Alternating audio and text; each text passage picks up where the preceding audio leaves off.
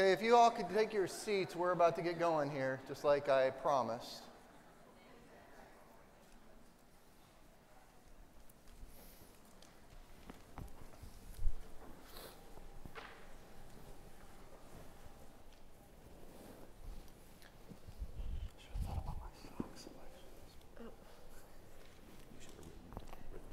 Okay, we're gonna do things a little bit differently than any of the other sessions I've done in the governor's conference before, and I'm gonna try to integrate some video into our session, which I was advised was a risk. They may be right. We're gonna find out, but I am prepared to handle it either way. But today, what we're gonna do is a lot of times when we have these conversations with you all, we talk about the high-level policies and the rules and the standards that drive a lot of our decisions. But one of the critical roles that our department plays is how we impact economic development in the state. And yes, it does relate to the policy decisions that we make, the red tape that may be there that needs to be evaluated and efficiencies need to be found. But it becomes a little bit more fundamental in the practical things we do. We issue thousands of permits every year to authorize people to be able to do activities in the state, which eventually results in jobs and eventually results in the well-being of our lives.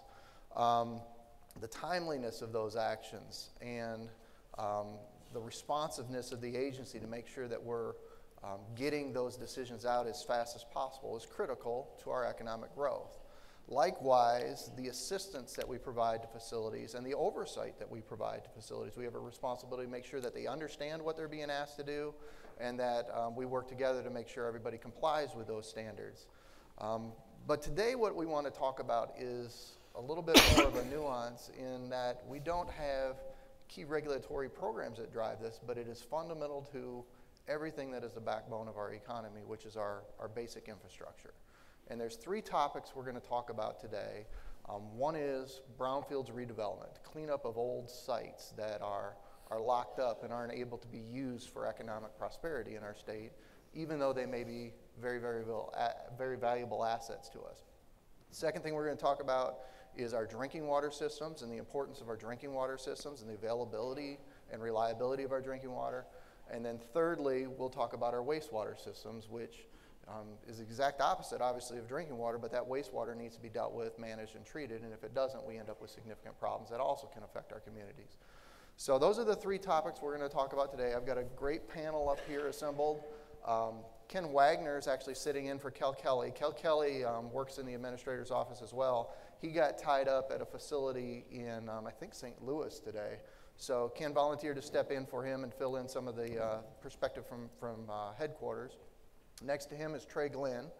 He was previously mentioned by Ken when Ken was talking earlier, and Trey is our new regional administrator. He's the person I talked to in Atlanta. He's the one that's going to hold me accountable, and I'm the one that's going to hold him accountable to make sure that we do things together and we work through things cooperatively. John Bevington is sitting next to him. John is our deputy commissioner over our economic development program that goes out and recruits businesses to come in and bring us the new jobs into our state. It's really critical. He's been a great partner for our agency to work with. We support him a lot, and we formed a good friendship through that process, and I'm really appreciative of him being here. Next to him is Kate Shanks. Kate used to be in the agency, and now she works on the policy side for the Kentucky Chamber of Commerce, and of course she brings that business perspective as well as the context of what our agency does to this panel. And then lastly, over on the end is Tony Hatton. Tony Hatton is my right hand over in the agency. He's my deputy commissioner and has been really, really valuable to me. He's going to be up here when we talk about brownfields because he came from a waste background and is really a key asset to us as it relates to the cleanup and redevelopment of sites.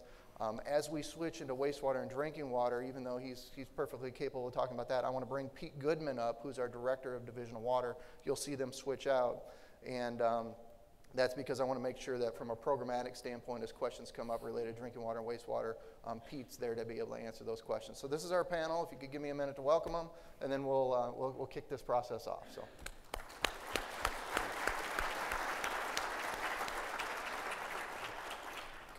So let's start with the brownfields, and we'll play a short video here. It's about 3 to 4 minutes, and then we'll have some discussion after that about that particular topic. So let's see if this works.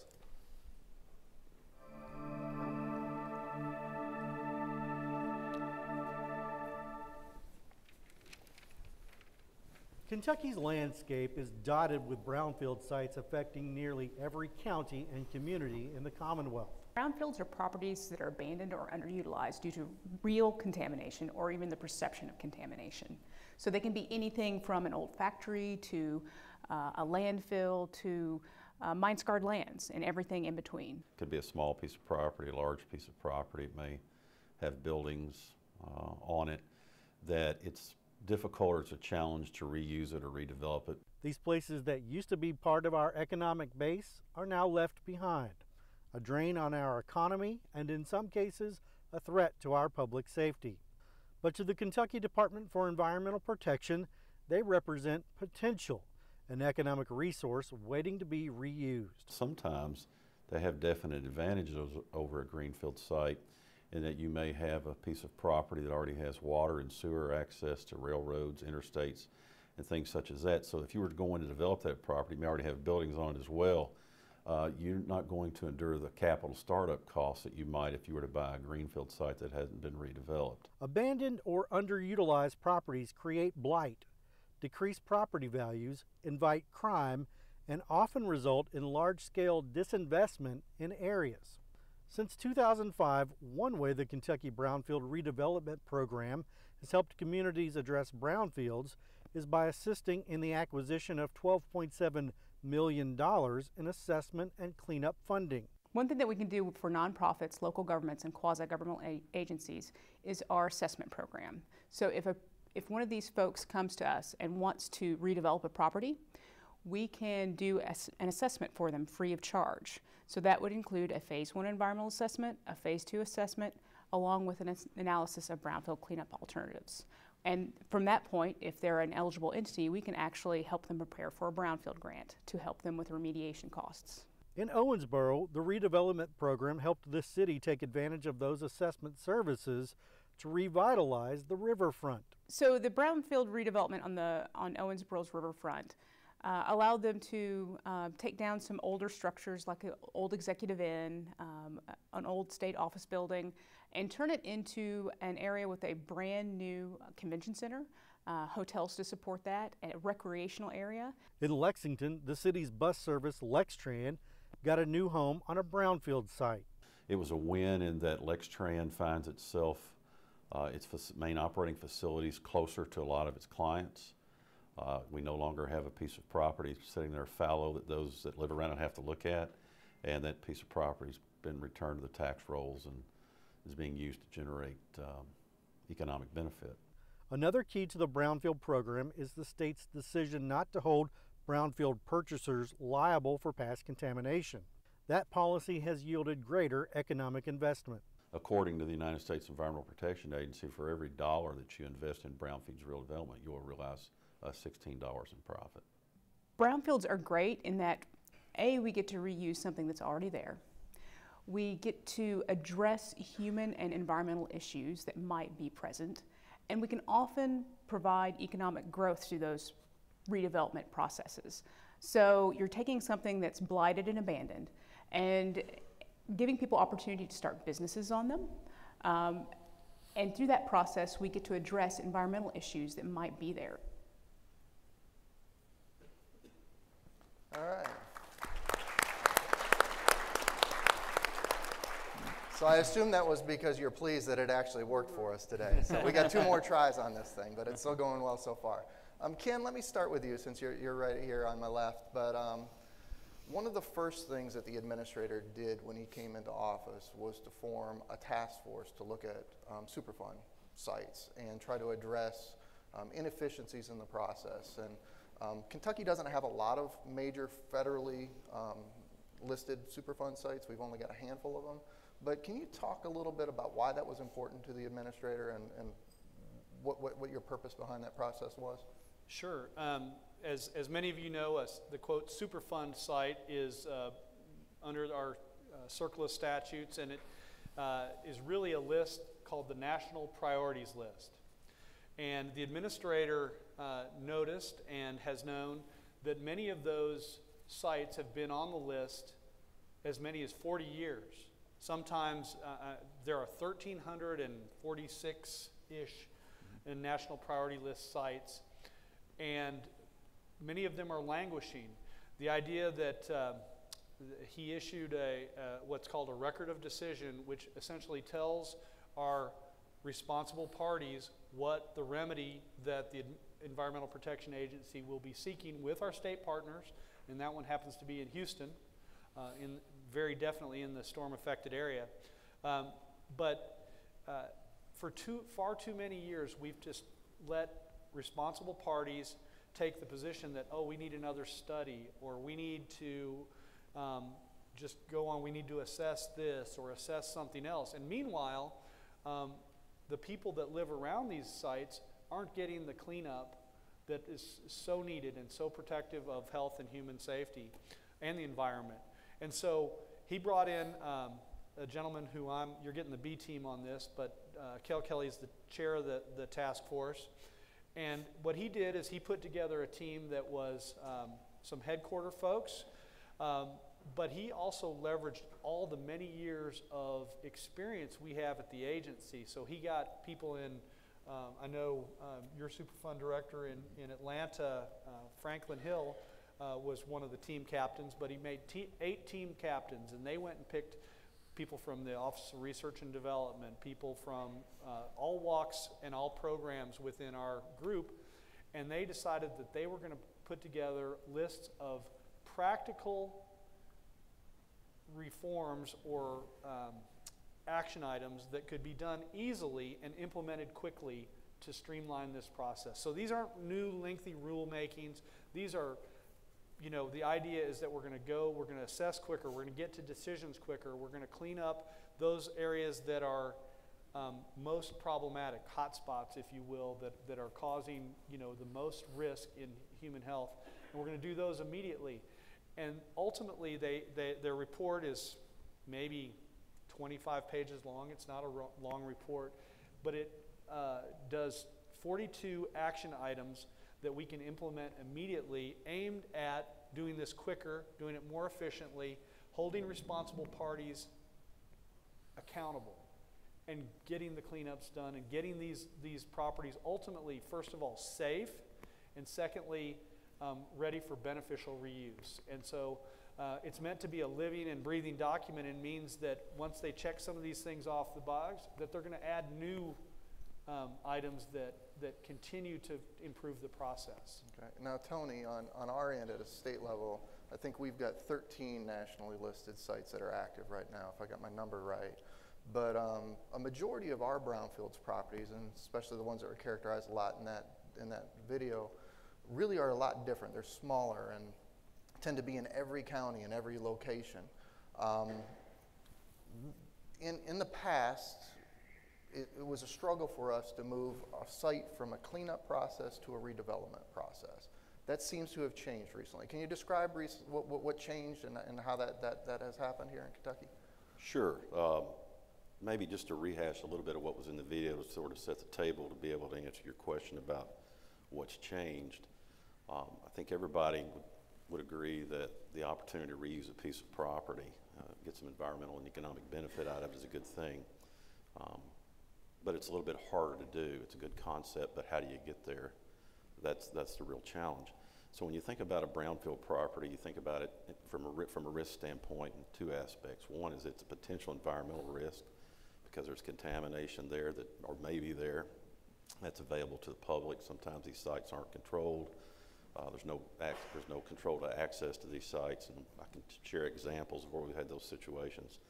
And then the other risk is the financial risk that somebody is going to endure when they decide to use their funds to buy a piece of property. Historically, those financial risks have been, let's say somebody wants to buy a piece of property, they never operated on it, they weren't associated with anybody that operated on it, they didn't cause any releases on it.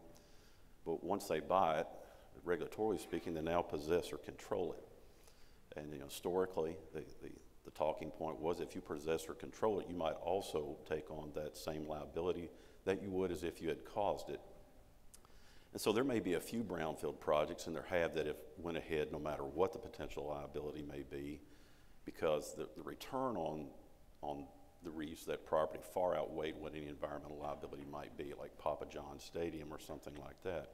But your average, everyday, run-of-the-mill brownfield site and your smaller investors, it's a huge risk for them to take a piece of property on, have a business plan, just to find out later that they're going to be assigned some liability and costs they did not anticipate that's going to affect them and the people that lended the money to them. So that's the piece of it that you really have to address if you want to see brownfields redeveloped moving forward. Is you want to address the environmental risk, and we want to do cleanup, but you have to be able to address the risk that a purchaser might endure. And just want to enlarge on a couple of things that came up in the video, because it's one thing to talk about them, it's another thing to actually see them.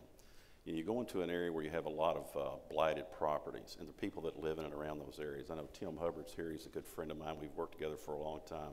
We worked on a site down in Louisville where you had a neighborhood near an old pesticide manufacturing facility. Fortunately, the contamination wasn't as bad as I thought it could have been. But as we talk with those people and you meet with those people, they get up every morning, they look out their back window, across their backyard, and they look at this defunct pesticide storage manufacturing plant.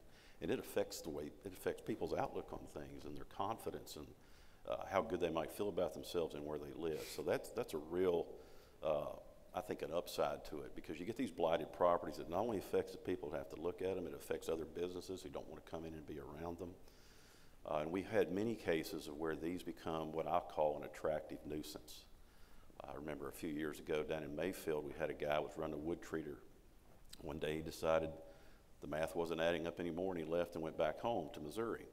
And he left tanks there full of creosote wood treatment chemicals in a neighborhood. The site wasn't secure. The neighborhood kids were getting in. Neat place to go and explore. You had these kind of issues. The site I mentioned down in Louisville had become an attractive nuisance where people were coming in and using it. And so that's a real problem, not just because it might create a dangerous or criminal situation in an area, but there's also the potential for exposure to the public they don't know. And so, brownfields redevelopment, it does a bunch of things. And one of them is the environmental benefit. The other one is the economic benefit. So when we changed, and actually let me shift over to John here a second. When we changed the law and shifted some of that liability away from people that didn't cause a release so that they could come in and reuse a property, reuse it safely, of course, and then still hold the people that caused the release accountable so that we get a timely cleanup in an appropriate way. John, there used to be a time when you and I used to talk about sites, and you wouldn't even entertain the idea of us proposing to a prospective business a brownfields property because of all the concerns and such. How has that changed for you now? Have you seen any differences? Are your clients come to you with different kinds of requests? Are they more interested in hearing those conversations? Well, it wasn't me. It was really, okay. It was really from the company standpoint. And let me first of all just thank you for having the opportunity to be here. I think it's important to note that at the Economic Development Cabinet today, Secretary Snavely's team really is part of our process. And by addressing issues like this in an economic development context, it allows us to be proactive with regard to future opportunities that we might see. So thanks again for having me on here. What companies are trying to do when they're making decisions about investing millions, tens of millions, hundreds of millions of dollars, and even sometimes billions of dollars in new investment for new manufacturing operations or otherwise, is they're looking to mitigate risk. With their investors, with their founders, with their individuals that run those companies, they want to be in a risk-free environment to the extent that that's possible. So that involves a variety of different things. And first and foremost with us, particularly for new clients that are looking at the Commonwealth of Kentucky for a new operation, it's a little bit different for a company that might be expanding because they've already got the site there and they know what's around them. But for, again, clients that are looking for new opportunities in the state, it really starts with, is there a property in the Commonwealth that would work for our needs, whether that be a site that they want to build a 100,000 square foot operation on or what have you. That's really the first step in the process. So I liken it to, in layman's terms, a car dealership from that standpoint, right? There have to be cars on the lot in order for someone to buy a car. And as good as my team is, we can be the best we can be. And if we don't have appropriate sites for companies to evaluate, we're going to be out of the game at the very beginning. And when you look at companies' decision-making processes today versus what it might have been 20 years ago, there's a social responsibility aspect, or maybe a double bottom line to the things that they're trying to do. In some cases, the Brownfield redevelopment program provides them a good social impact story in addition to adding to their financial and fiscal bottom line. So what has changed for us is with the new Brownfield redevelopment program that you guys have, alleviating that risk for them on a go-forward basis, and coupling that with the potential benefit of a company being able to tell a story in a different way than just going and disrupting some greenfield someplace, really gives us a lot of opportunity to have different conversations than what we were having in the past. Now, Kate, when we were on the phone the other day, we were talking about, and you represent a lot of small businesses, not just the big businesses or the places that often are looked at as Brownfields properties, but we were talking about the holistic impact that these sites can have on a community and how they can affect the economy in that community. Can you talk a little bit more about that, Kate? Sure, and I too want to thank you for having us on the panel. And I know Dave was here yesterday talking about some of these issues, and really like to talk about these energy and environment issues as part of our economic development story in Kentucky. You know, John's absolutely right. We have to sell ourselves to all these different developers, and I have the opportunity to work with the small business community within the chamber. And within Kentucky, this is an issue that's near and dear to my heart. I'm the daughter of a small businessman, so I want to go to work for small businesses every day. And I was telling someone earlier, just up the street, I had a meeting of my small business folks at a brewery, because that's where we meet. If you want to have people come to your meeting on a Friday, have it at a brewery, in an area that was improved by some of the Brownfield grant dollars. I think they had done some environmental assessment, and what we have seen is some of these warehouses have been turned into event spaces. We've had distilleries come in, we've had breweries come in, there's restaurants. This is an area of town that when I was in college, about 100 years ago when I was in college, I would have had no business being in this area of town. I mean, it would have looked like the intro to CSI. It would have been just a very heavily blighted area of town. And to John's point, I think some of these small businesses identify these areas as part of their brand story, and what they're selling, that they want to be part from a social standpoint, from an environmental standpoint, they want to be part of these areas that are redeveloping. And to the video and Tony talking about the capital investment, and you've got these entrepreneurs in the Lexington area all throughout Kentucky. They have a product they want to get out. Being in these areas might be more affordable for them. It might be closer to their clientele.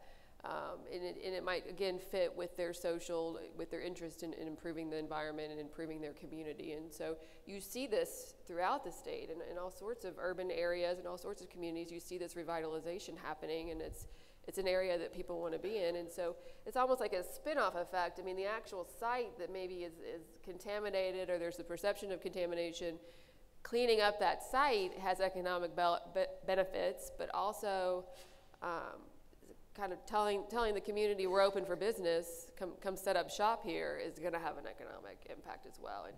And we think of all of our big corporate members at the Kentucky Chamber. You all know them. They're household names. Most of our members are small businesses. Most Kentuckians are employed by small businesses. So to the extent that we can improve opportunities for our small businesses, that's how we're going to continue to grow the economy.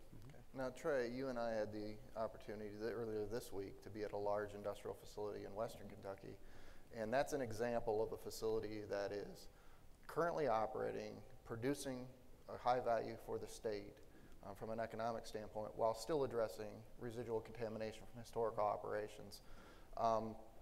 Clearly, we have to work together on sites like that, consistent with what Ken was talking about before with cooperative federalism, consistent with the goals of trying to get these kind of sites into good productive use and maintain their productive use. How do you see the state and Region 4 working together cooperatively to address some of these sites? No, that's great again, Aaron. Thank you for having us at Region 4 here, and I'll echo everything Ken said, but Ken mentioned Kelly. So let me first start with this. When I was in the airport heading to see you earlier this week, my phone rang, it was Kelly. Making sure that I knew he's not just a guy sitting on a Superfund panel writing up reports, but he was involved in this, and wanted to make sure that I had all the resources I needed at Region 4 supporting you and Kentucky to bring this issue to a resolution, to a proper resolution. And so the process that we go through and us working closely together is so very important.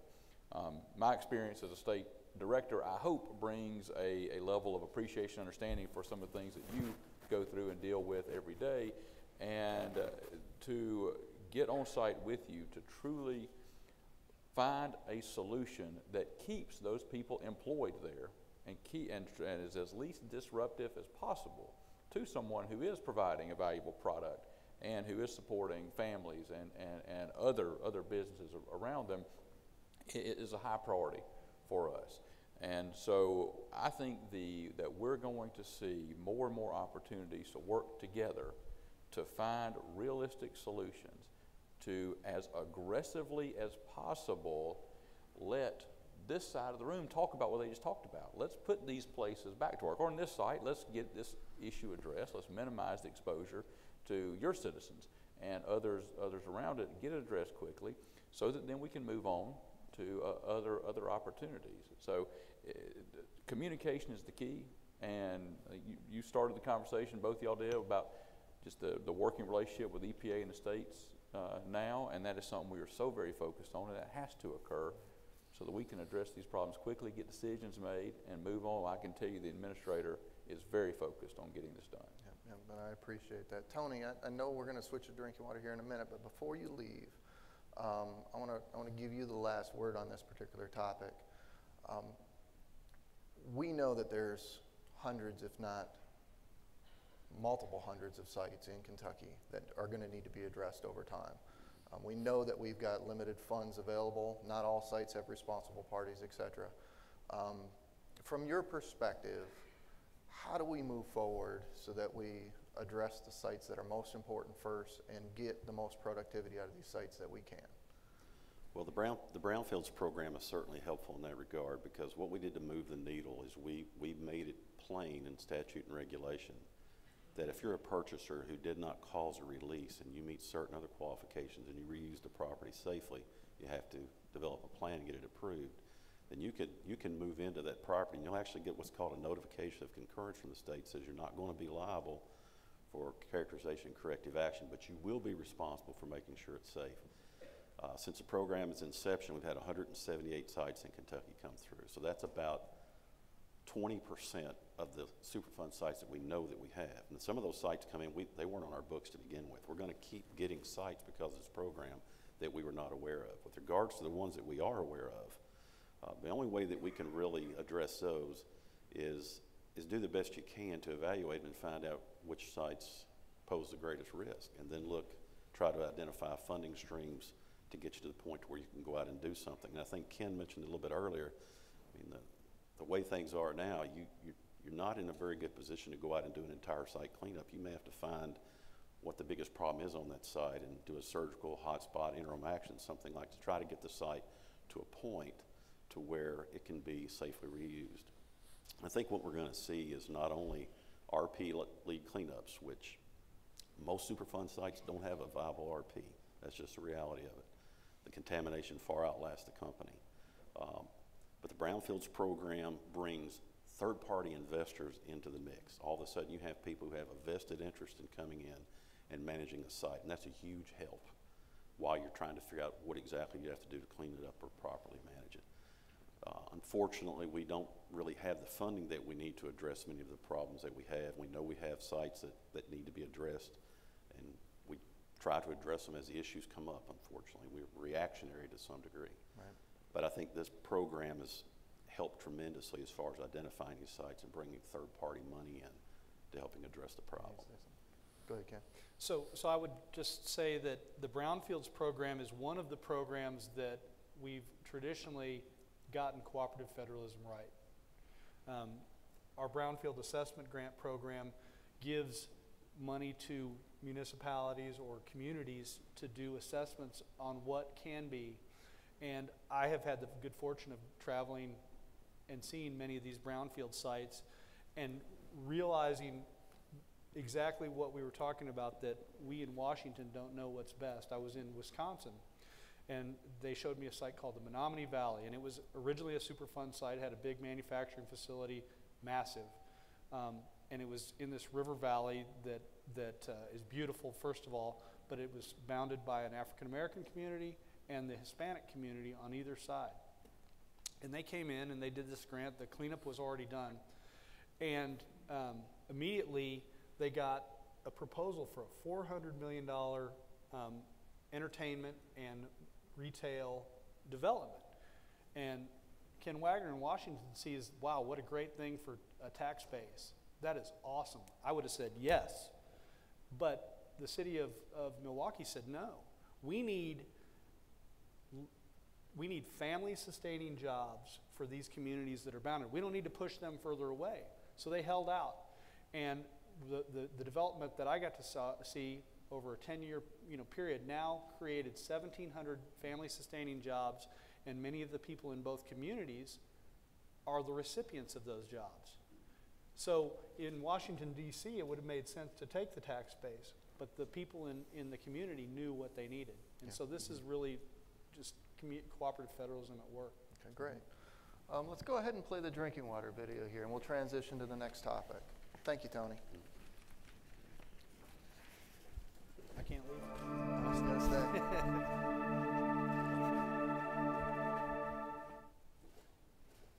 Most of us take our clean, safe tap water for granted.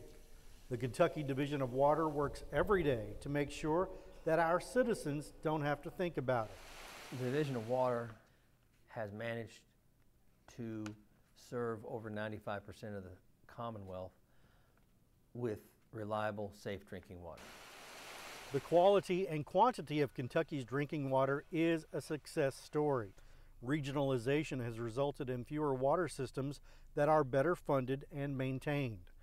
It's the result of great efforts by Kentucky's local governments and our water treatment plant operators, as well as the state's ongoing training and technical assistance to help systems achieve compliance with federal water standards. The result of that is that we have better operations and larger systems. We have water distribution systems, more quality sampling, more quality control. Less than 30 years ago, only about half of Kentucky's citizens had access to public drinking water. They leveraged coal severance money and tobacco settlement money to regionalize systems, running pipe from major systems or larger community systems out through the smaller systems and take over those small systems. Kentucky is fortunate in that our regionalization has provided extensive networks of water lines that are available for the addition of industry.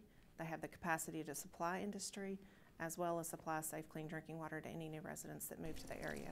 Businesses won't locate places where there isn't a source of clean, safe drinking water. And that's for the business side as well as for the residents that they hope to draw into those areas. But Kentucky has its own challenges. The state gets most of its drinking water from streams, lakes, and rivers. These sources can be at risk during drought, contamination events, and harmful algal bloom outbreaks. Surface water is more difficult to treat than groundwater. In the extensive distribution networks that we have in Kentucky, disinfection byproducts are a huge challenge. In fact, most of our enforcement cases involve disinfection byproducts. Disinfection byproducts are potentially harmful substances formed when purifying agents such as chlorine react with naturally occurring organic matter in treated water. While they pose challenges, disinfection is essential to treating drinking water. Another challenge for Kentucky, its aging infrastructure. Where we have extensive infrastructure in the ground and it's older and it's aging, we have to reinvest in that infrastructure. Those lines, those tanks, those water treatment plants, those pumps, they all have a design life. And many of the tanks and many of the lines and many of the pumps and some of the water treatment plants are well beyond their design life.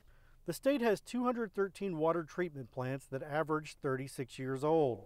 There are 1,842 storage tanks that average 26 years old. 59,000 miles of water lines are an average of 38 years old. Nearly 20% of those are more than 50 years old. Just to maintain that infrastructure will cost $6.2 billion over the next 20 years. We have to invest at a local, state, and federal level in our water infrastructure, particularly our drinking water infrastructure, in order to sustain healthy communities. Without drinking water, without safe drinking water, we don't have towns, we don't have businesses, we don't have economic growth. Well, Pete, welcome to the panel.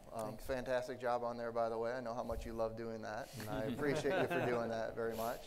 Pun intended, let me get your feet wet, and we'll start with you here on some of the questions. I think my favorite portion of that video is the map showing the transitions from the early 1900s until today and how much we've expanded our drinking water systems. I can remember when I came in the agency in the 90s, we were only at probably about 50 or 60% coverage of our citizens, and now we're up to 95%. What made the difference? How did we get that done? And while we did it, our water quality improved rather than got worse. So if you could just build on that a little bit. Well, there are a number of elements that went together. There was a need. There were, in the late 80s, there was someplace north of 1,200 public water systems, many of them small, serving very small communities, really not sustainable. They didn't have the technical or financial or managerial capacity to sustain themselves. And then there was the vision and the leadership that followed that. Governor Hatton, who had been the Pike County Judge Executive, and he was in a county that had well over 200 water systems at one time. Every little coal camp, every dairy bar, every little gathering of mobile homes or something had a well, or they were using surface water. And it was not sustainable, and he recognized that. So he had the vision that by 2020, that all Kentuckians have access to potable water. The General Assembly also stepped up, and Senator Dan Kelly sponsored Senate Bill 409, which created regional planning authorities, and it basically put mayors and judges and others in these communities to make decisions together and prioritize things together on a regional basis. And funding played a big role. The General Assembly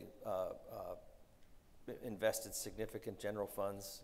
There was coal severance money, there was tobacco settlement money, and then after 1996 there was SRF money from the Safe Drinking Water Act. There were some regulatory drivers as well. The 86 and 96 amendments of the Safe Drinking Water Act were making being a public water system more and more onerous. Many of the systems that were in, they really wanted out. The only reason they were in is that there was no alternatives. So when the alternatives came available, they took advantage of them. But there are a lot of communities that were not interested in it because they saw their public water system as part of their identity, and it also because they weren't doing cost accounting, they were paying to keep the street lights on or paying for police cars or whatever. So that was a challenge as well. And there was some coercion. The story is that the governor used to call the judges during the UK ball game and try to get them to buy into using their tobacco settlement money or their coal severance money to invest in this regionalization. And he'd get them to do it just so they'd get him off the phone. They'd agree so they'd get back to the ball game. He was strategic in his efforts. So, there are some good examples. Pike County went from over 200 public water systems to 3. Graves, and that's all from regionalization through sending pipes out. Graves County had about 8 small public groundwater systems that by them individually probably weren't sustainable, but they consolidated into one system. They're still all the same separate systems, but they're managed under one entity. Jenkins is a small community that they were running their plant 24/7, 365 because they had so much water loss in their system. They made an effort to reinvest in their distribution system. Now they're running 8 hours a day, and their costs are a third of what they were. And so the payback on that investment is pretty good. It works out pretty well. There are a lot of systems in Kentucky that are not reinvesting in their public water systems and wastewater systems. I don't want to highlight any of those. I would say Danville just spent tens of millions of dollars on a new plant because they recognized that they were going to be a regional supplier in central Kentucky. And they put themselves, and they used a very interesting recipe of funding to do that, combining CDBG, RP, SRF, bonds, et cetera, to do it, because they recognize the importance of them being a supplier for the region, and that becomes an economic development engine in that part of the country. Butler, a little town in the Licking River in north central Kentucky, they had a mayor that recognized that if they didn't fix their water system, they weren't going to have a town very long. And so it came down to him. It's like, we want to have a town, so we're going to put the money into it. And it's a small town, and it's a big lift for that town, but they've done it. So we've gone from probably around 1,200 public water systems in the early 90s, serving about 80% of the people, to fewer than 400 community public water systems serving well over 95% of Kentuckians. That's remarkable. Kate, you all, I suspect you have very few clients that are members of yours that are really drinking water facilities, but yet you all wrote a report and you've taken a position on infrastructure investments and such. Why is it important from the Chamber of Commerce perspective that infrastructure be addressed? So Dave mentioned this yesterday when he was speaking. We did a strategic plan in 2015 and we identified 4 pillars for prosperity, one of them being infrastructure. And maybe it's not the most exciting topic. I think it's fascinating. Maybe it's not the most exciting topic, but it's one of the 4 major issues that we have to look at in the state in order to continue to grow our economy. And we produced a report. He didn't have it with him yesterday to hold up, so I brought it to show you all. We produced this report in May on infrastructure, and of course, roads and bridges are covered in this, and you'll see us active on issues related to the road fund and on transportation issues. We're within a day's drive of 2/3 of the population, and as you know, the governor wants us to continue to be a manufacturing hub in the U.S. and a logistics hub, and so we're going to be active on that. But we also talk quite a bit about water and wastewater resources and how important that is. And as he mentioned yesterday, you know, you could do everything right in a community and get your utilities wrong, get your water and wastewater wrong, and you're off the list. And I'm sure John can talk more about how fiercely competitive economic development is. He's much more involved in that than we are at the Chamber. We're not as much involved in the day-to-day economic development, trying to get the next big company here. We're more looking at policy and the legislation so that John has more he can sell when he's out and around Kentucky. But we talk about this because we know there needs to be investment. And I think the thing that jumps out from the video that Pete referred to, he mentioned coal severance and he mentioned tobacco settlement dollars. And then there's that $6.2 billion statistic for 20 years just to maintain our current infrastructure for drinking water. And so the big question is, where's that money going to come from? We know coal severance has been dwindling because of the effects of what's happening with the coal industry. And so we look at it as an opportunity. There's an opportunity for private investment. And a couple of years ago, we passed what we think is the most comprehensive, transparent P3 bill in the nation, public-private partnerships. So as we have these public dollars that are available that might come from a variety of sources, but maybe are less than what's been available in the past, we can use those dollars to leverage private investment and get these projects built. And there's almost like this stacking effect in order to get your project done, and we can stack in some private money to do that. And we've created this P3 arrangement in order to have the framework so that everyone felt comfortable doing that. And the other thing, and I guess this is great with drinking water, we've done a really good job with regionalizing. And that's what you've talked about, and reducing the number of sister systems, and that's in our legislative agenda, that we fully support continuing to regionalize these systems. And we'll probably talk about this with wastewater as well, but if you're going to be investing in new systems or improving new systems, these economies of scale that can happen when you regionalize are very important to the ratepayers. And so every little community having their own system maybe not be the best way to go. And even if you're looking at regionalizing, doing it across county or across town lines. And we have a whole thing in the P3 bill about how counties and communities can work together on one project. And that's one of the things that we've been thinking of. You open up 2 really good segues for me. So John and Trey, get ready for this. I'm going to ask, well, first I'll give you a heads up. In a minute, I want to come to you and talk to you about the benefit of regionalization. I know you cut your teeth in water programs back before you had this job, and the value of that regionalization, how it maximizes dollars. But John, one of the things that Kate said I think is really important is these things have the ability to impact site selection and where jobs happen and where jobs don't. I know we celebrate a lot the new jobs that come in and such, and we don't talk about the difficult decisions that are made, but if you don't mind stepping into that world just a little bit, are there sites that we have had to walk away from where people wouldn't locate there because we didn't have sufficient drinking water or wastewater infrastructure, and they either went to another city or another county, or they may have left the state altogether and went to another location. Can you talk about how critical those infrastructure points can be? Yeah, the best way I can personify that, Aaron, is to talk about recent successes and what that means for the rest of Kentucky that sits there as they look at product development in terms of sites and buildings and things like that. So Kentucky really right now, because of the efforts of a multitude of people and partners that play into this, is in the midst of a record year of announced investment from private industry. Since we started tracking this in 1987, and I wasn't around at that time, but $5.1 billion announced in any given year was the record, and that was in 2015. As we sit here today, we're at 7.7, almost $7.8 billion of announced investment in Kentucky, and which is great to celebrate. But if you celebrate that too long and don't think about what we're doing to develop the rest of Kentucky as these fantastic sites get eaten up, right? So there's a limited product supply in terms of site and building inventory. When companies make the decision to locate on those really great sites that communities have proactively invested in to make sure that they check all the boxes that companies are looking for, it opens up the doors of opportunities for other communities to really think about what they can do to attract companies. Communities that are proactive and prepare for a decision that might happen 3 years down the road are going to be set up for better success than communities who sit there and go, we've got a great community, so you should come spend your $40–50 million here because we got a great community. It doesn't come down to that, unfortunately. It doesn't come down to personality first. It comes down to checking the boxes.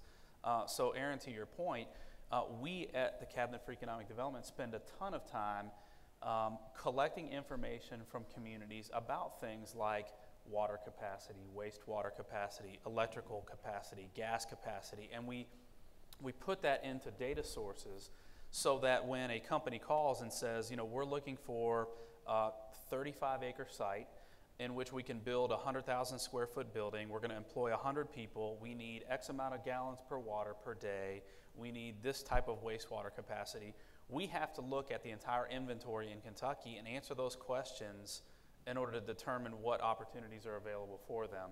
So I don't even think it comes down to a company comes and looks at a community, we find out that they don't have an ample water supply or the right type of water quality, they don't even get a visit, quite frankly. And again, that's just based on the information that we collect over a period of time. And it's hard for communities with all of the other expenses that they've got facing them, whether that be safety, whether that be lighting, whether it be roads, whether it be whatever it may be, animal shelters or what have you. It's hard to say, let's spend tens of millions of dollars on this water system proactively for something that may or may not happen 2 or 3 years down the road. But the point of the matter is, as a business plan, a community needs to look at what their business plan is and determine what risks they're willing to take in terms of investing for the future, because again, the competitiveness of this ballgame, to Kate's point, is that they're looking to eliminate, not looking to put more sites on the list. And the elimination factor comes down to the key risk points for that company's decision-making process, which include water. We're going to have to shift at some point in this conversation and talk about the real piece of this, which is the funding. But a piece of that funding is the efficiencies that can be gained. So when we were talking about regionalization, Pete was talking about how Kentucky's gone from thousands of drinking water systems down to hundreds of systems. Describe for me, from your perspective, region's perspective, your experience, what does that regionalization ultimately mean to those communities and how that makes them better and stronger? I think that's a great question, and I think that'll lead quickly into the funding side of it. There's a little known secret here, but I don't know if you've looked over the past few decades, but environmental regulations have gotten a little more onerous as we move along here. And this has gotten more expensive. It's gotten more difficult to comply with that. And so all the mentions of economies of scale and everything else, of course, I won't get into the economics of why that may be a good idea for your systems to regionalize, but I can speak from a system having to respond to the regulatory environment that they are in right now. A lot of situations and a lot of regulations are more easily addressed working together if spending money in one spot that will have gains all across the board. So that's one of the bigger areas there. It leads to the infrastructure, it leads to all the stuff we're talking about here. But then let me shift gears here, why that's important to me as well, and that ties closely into money. And we've given, I think, we played a small role, we as EPA, and Ken and I and our organizations, in funding over $450 million through the Clean Water Fund, and I think that's hit over 200-year communities, Danville being one of them. That's a recent story here. There's a lot of need for funding out there, and I'm a huge fan of public-private partnerships and leveraging funding, stacking funding, and it's a lot easier on us to provide funding to organizations that are working together, either through partnerships or through regionalization, to address their issues, because the dollar stretches further for those reasons we talked about earlier there. So it makes a very real difference, not just in complying, not just in all the stuff we're talking about here, but in the ability to receive funding. Since the funding issue for drinking water and wastewater is very, very similar, before I get to you, Ken, let's go ahead and play the wastewater video, and we'll transition and incorporate that topic into the one we're talking about right now.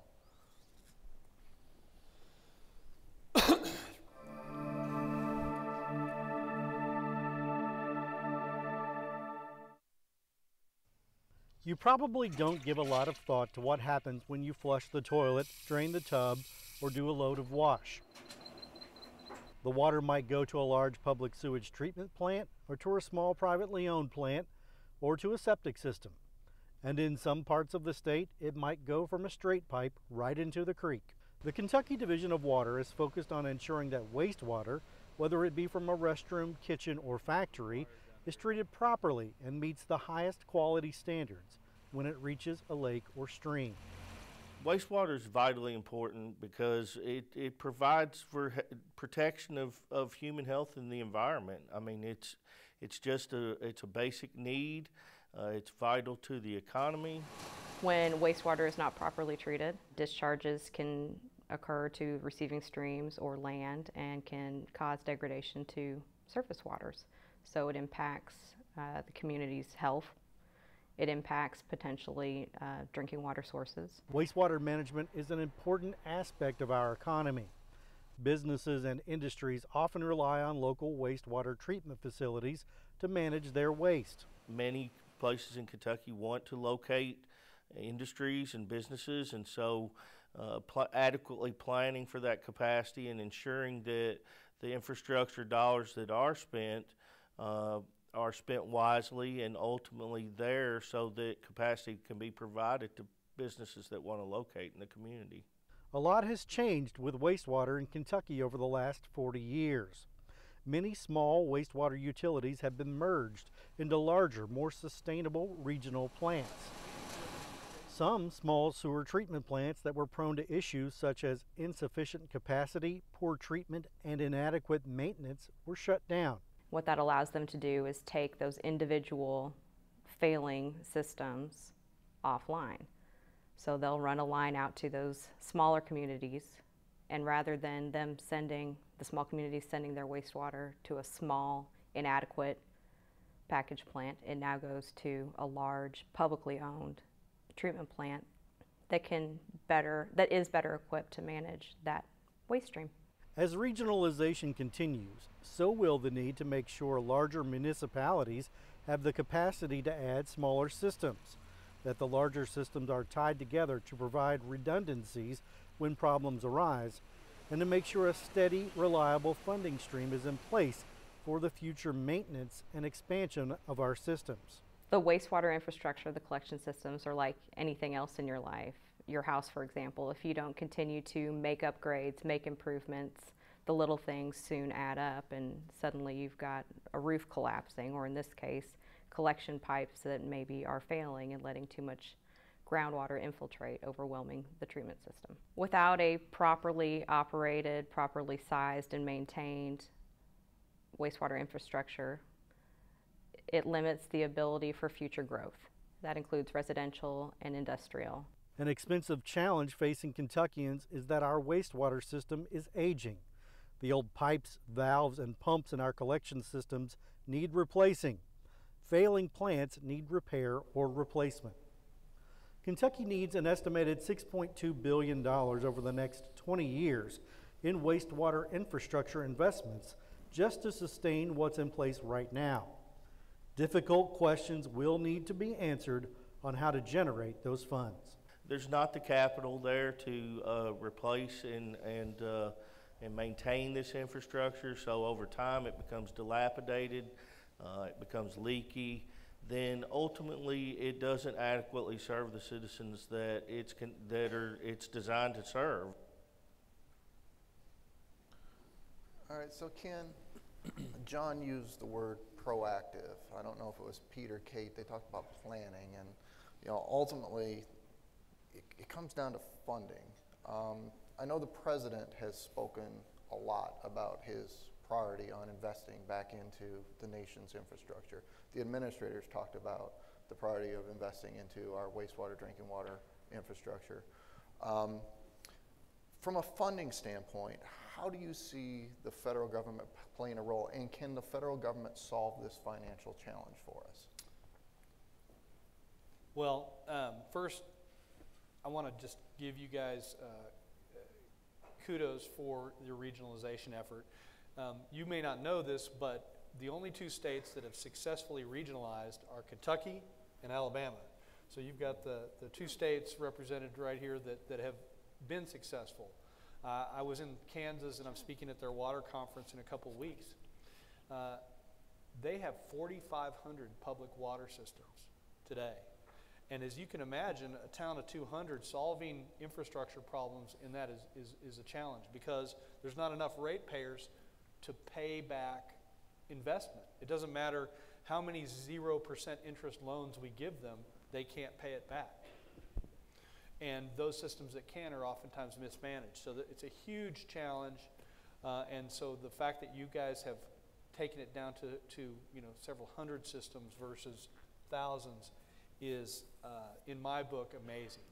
That you can get two rival football teams to manage a system together is amazing. So, but from the very beginning, right after the election, when the president and Scott Pruitt met about him becoming the administrator of the Environmental Protection Agency, Administrator Pruitt started pushing the envelope of what water infrastructure should be included in the president's platform, or now bill, or hopefully soon to be bill, on improving infrastructure.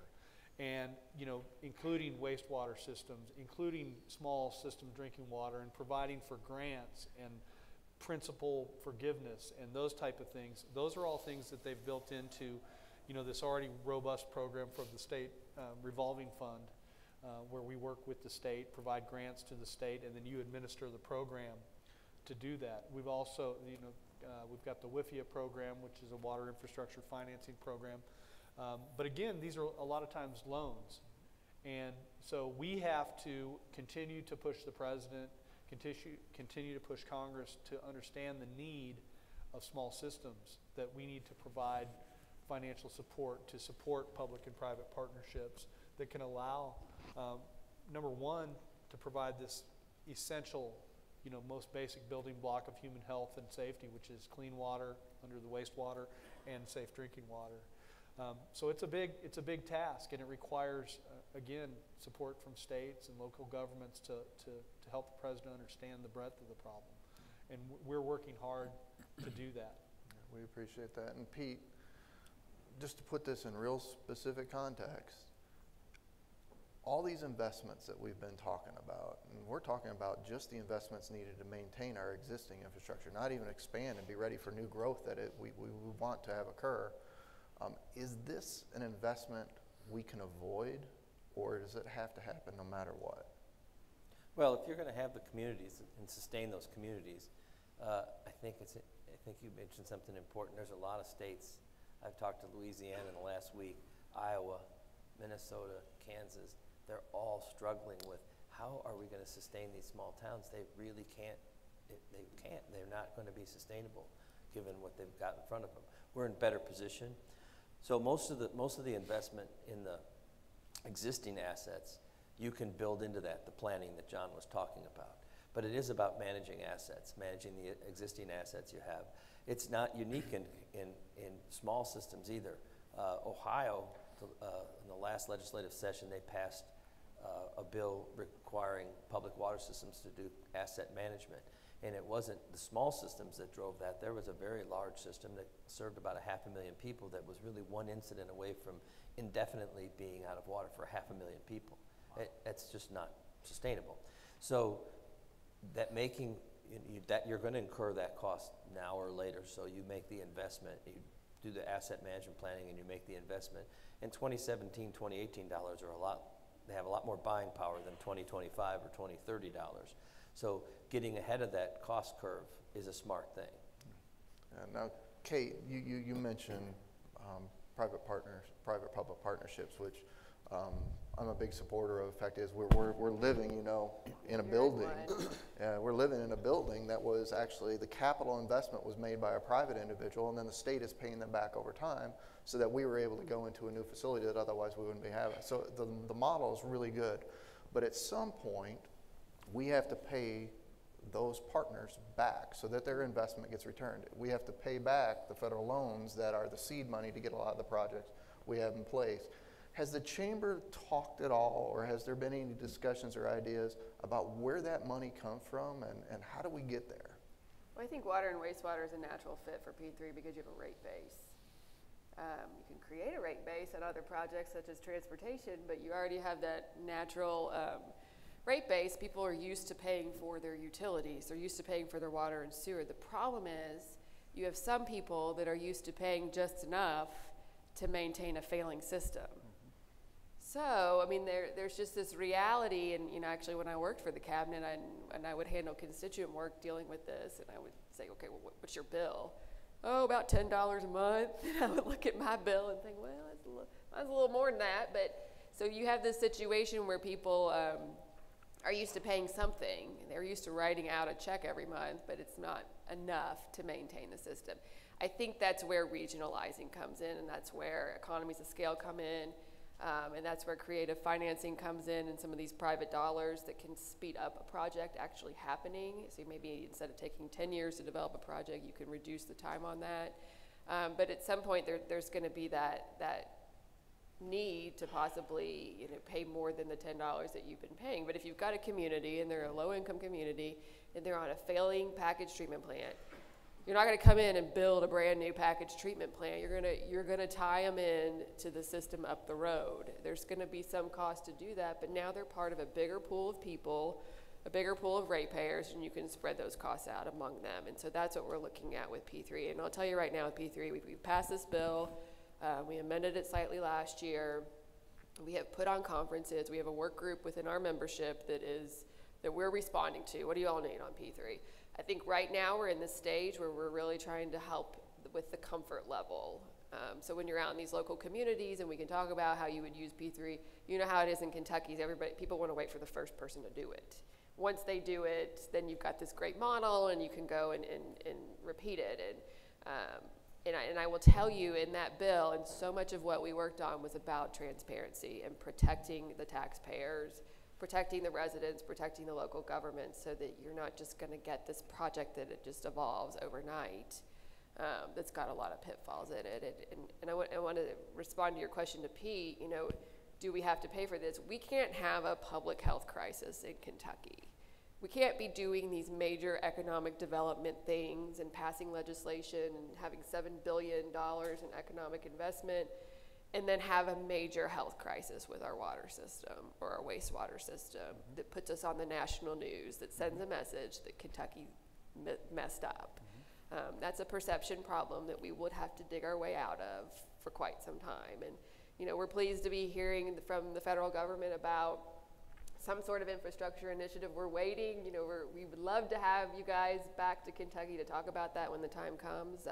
But I think, again, that's a lot of leveraging private dollars in P3. And so it's great that in Kentucky we have the framework to do that. So we're ready to do that. And John, Kate brought up a word that a lot of us will flinch at a little bit, and that's rate-based and recovery of costs from individuals that actually consume or use those services and such. I've used a lot in this conversation the word investment. It's how I look at it. Is that a fair way to communicate that to the public when we go to them and we talk and say, hey, we have an investment that needs to happen, and if it doesn't, there's consequences. From your perspective as somebody who's really trying to grow our economy, is that a fair way to sell that?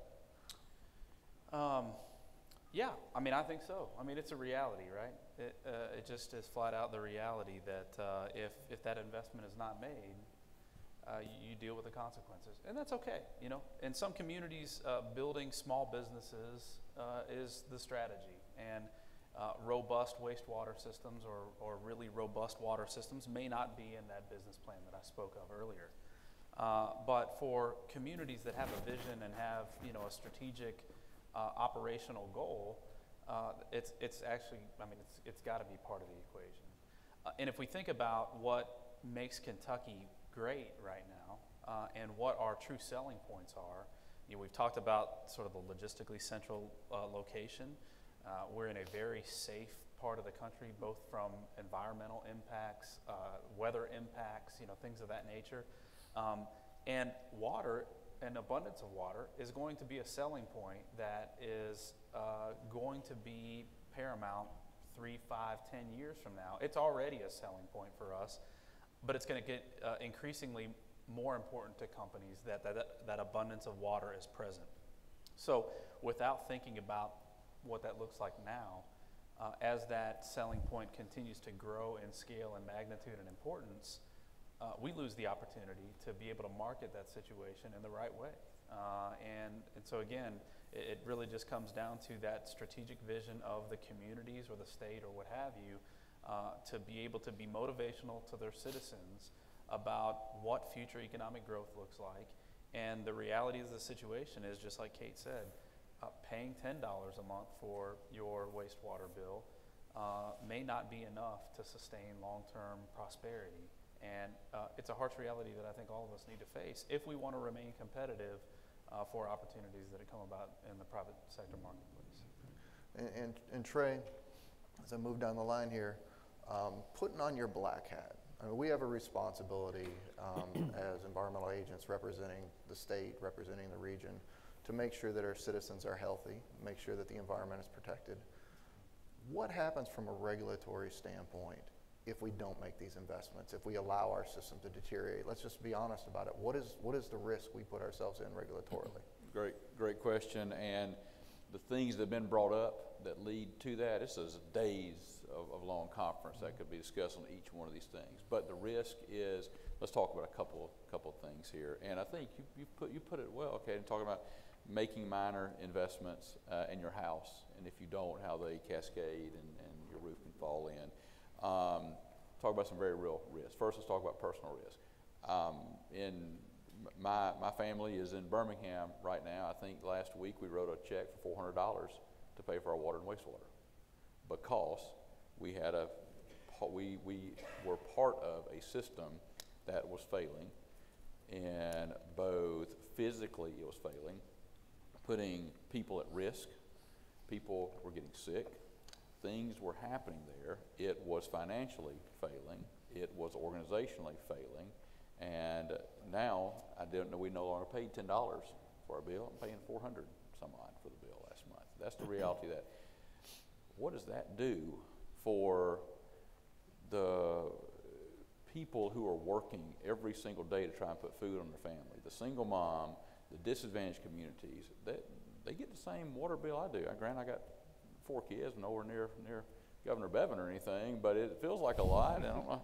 And so we wash a few clothes, we do our things, but nonetheless, it's not that drastically different. So there's that, but the reality of it is this, and we discussed this last night a little bit.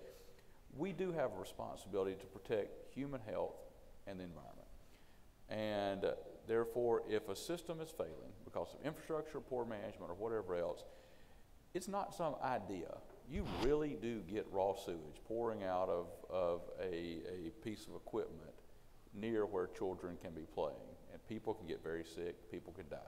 That is the reality of that situation. I think we had some of those horrible cases we talked about even this year.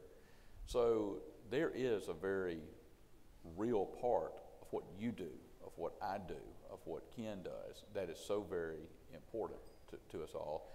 And let me tie this back to some of Ken's opening remarks. The administrator's priorities, making decisions that are in the best interest of the environment, clean air, clean land, clean water, making them efficiently, making them effectively, so that we can address issues. And I'm all for addressing a problem before it turns into a big, nasty problem. So I am a fan. I don't want to ever take an enforcement action EPA. I would love to never ever take one because everybody's in compliance. Unfortunately, that's not the world we live in.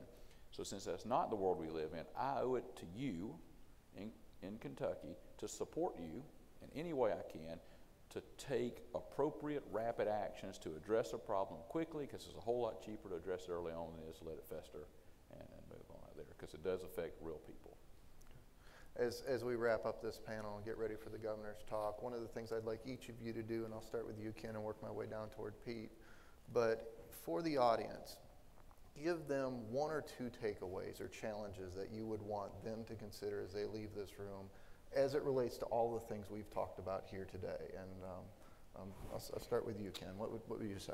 Well, I think hopefully through my talk and then this panel, that the most important thing that you can learn is that environmental protection involves all of us at every level. And if any of those levels fail, you end up with $400 water bills. You end up with mismanaged systems. That it really requires a relationship, it requires coordination, and it requires resources. And it requires science. And the science and the resources is where I think the federal government can be the most effective. That would be my first takeaway. The second takeaway is that we talk about all of these huge kind of societal, things that happen with the environment, but environmental problems are things that are right every morning when you go turn on the tap for water, or when you flush the toilet like the video started, that those are environmental challenges that we have to deal with every day, and those are the things that people oftentimes overlook when you talk about protecting the environment. How about you, Trey? I'll leave you with this. You've heard a lot of talk up here. You've heard Ken talk about Scott Pruitt. I don't know if y'all met him or not. He's a heck of a guy. I'm blown away with working for him because it's such an easy place to work in our mission. You've heard me talk about what we're doing. We need to put some things into action. And I only can do that. And we're already doing that. But I only can do that if I know what are the most meaningful things that we as EPA can do to move the needle in the area that we're talking about today. Aaron needs to know that because he's not shy about calling me. And I don't want him to be, because we need to take very meaningful steps. And we can only do that if we have frank, very deliberate, focused conversations about these issues. These are really important issues that we can't stick our head in the sand, as talked about earlier. So don't stick your head in the sand. Talk about them. Let's address them. We are here to work with you to address them. John? So 2 points that I would make are, number one, companies are not patient enough to give communities, states, governments, what have you, time to build a system that they need. They want to make quick decisions so that the market environment is one that they can capitalize on as quickly as possible. So as we talked about proactivity and planning, spending money on maintenance as opposed to having to build something in a critical situation, I think is of the utmost importance, because again, companies are just not willing to wait. There are plenty of other communities that they may be evaluating that are ready, whereas if we're not ready, we may lose out on those opportunities. Secondly, we truly are in a heyday of economic growth in the Commonwealth. I think it's going to continue for years to come. You've got a team of economic development, whether that be the Energy and Environment Cabinet, the Kentucky Chamber, the Kentucky Economic Development Cabinet, utility partners that are all committed to work with a pace and a speed of business and a regulatory environment that is cutting red tape. We have a great story to tell, And as we capitalize on these great, this great momentum, we have to continue to build the inventory pipeline and prepare for more opportunities that may come 2 or 3 years down the road. And I think that's really why this conversation is so important today. Thanks, John. Kate? I think spending on our infrastructure is an investment in the Commonwealth, and it is the way we talk about it and how we have to look at it. And when you're talking about billions of dollars, it's overwhelming, but it's undoubtedly an investment in the Commonwealth. I think the regionalization that we've done on drinking water, we've got to continue to do that. We've got to continue to do it on wastewater. I can imagine that Pete would much rather manage a couple hundred systems than a couple thousand with his staff, and with the budget cuts and with some of the challenges there. There's just so many efficiencies and economies of scale to be taken into consideration. And then we really have to look at the public-private partnership arrangement, and if there are barriers that still exist, I don't know that there are legislative ones, but if there are barriers that still exist, we've really got to tackle those, because there's opportunity for private investment in our infrastructure. At the same time, I think we're seeing maybe less public dollars that can come into play, and so we're going to have to continue to focus on that area moving forward, because there's so much opportunity there. Okay. And how about you, Pete? Well, it's about sustainable communities, like I think we all agree, and it's important, and we maybe have different levels of that depending on what their plans are. But you have to have that. You have to make the investment in the community, just like you do in your house. It's a triple bottom line in my view. There's a social, economic, and environmental / public health sort of goal there. In terms of funding, I think we're going to have a blended approach going forward, and I think you're going to have local investment in rates, and I think you're going to have state investment somehow to determine a mechanism for finding state investment, so that you can leverage federal dollars. Federal dollars, when you bring state and local money to the table, you can double to quadruple your money with federal dollars generally. That's a big deal, but you have to bring something and that's going to be true with P3 too. You can't come to a P3 agreement with your hand out. You have to bring something to the table. It may be rate-based, but it may be more than rate-based. So I think we have to look at that as a business decision for the state. If we want to sustain this economic growth that we're seeing in the new investment in Kentucky, I think we're going to have to make some investments and take some risks ourselves as a state. I haven't seen the governor come in the room, so I think I got some time for a few questions. Anybody here have a question that they'd like to ask the panel?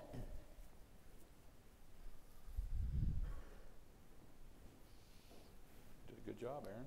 Did I? Now what you may have to do is help me out with 1 or 2 questions, because I got to fill enough time to get the governor here. So, any questions, seriously? All right, well, let's go ahead and thank our panelists. I really appreciate the time they spent, and I hope you got something out of this.